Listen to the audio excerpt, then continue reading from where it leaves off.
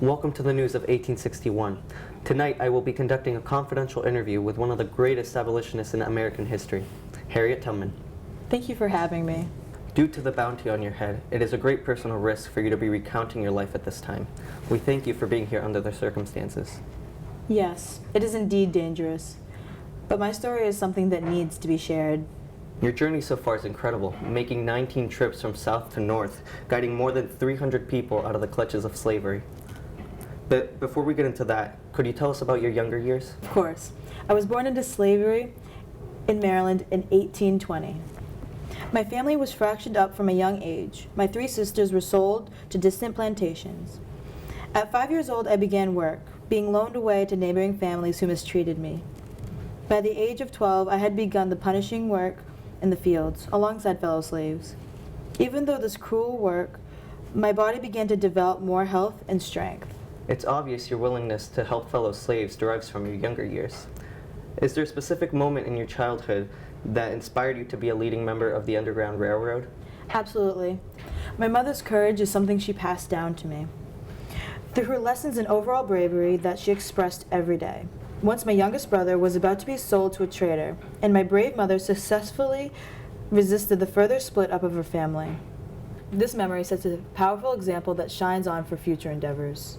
That story is truly inspiring. As we can see, it gave you the willpower to escape the clutches of slavery and travel 90 miles to Pennsylvania. And this was your first encounter with the Underground Railroad, is that correct? Yes, it is. And so could you tell us about your journey? In 1849, I heard rumors that my brothers and I were going to be sold. I came to the conclusion that it was time to escape, even if we were caught. It was better than being sold further south. When we escaped, my brothers changed their minds and decided to return. After making sure they were safe, I made my way north. During the night is when I traveled, not to be seen by slave catchers. I strongly believe God would guide me, as he did in many ways. And so how did you get to Pennsylvania? As Frederick Douglass had done, I followed the North Star that guided me north to freedom. Along the way, the Underground Railroad helped me immensely with my escape, inspiring me to help others as others had helped me. In the end, I had finally found myself free in Pennsylvania. So how did you feel when you made it to freedom?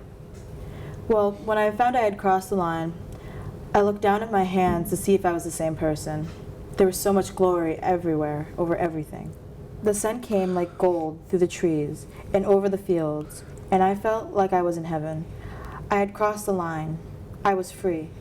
But there was no one to welcome me to the land of freedom. I was a stranger in a strange land, and my home, after all, was in Maryland. Because my father, my mother, my brothers, and my sisters and friends were there. But I was free, and they should be free.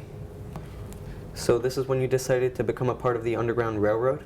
Correct. Rather than remaining in the safety of the North, I made it my mission to rescue my family and others living in slavery. Your story is one that has created and inspired great change, and we thank you for your contribution to one of the most significant parts of American history. Thank you for giving me a chance to tell my story.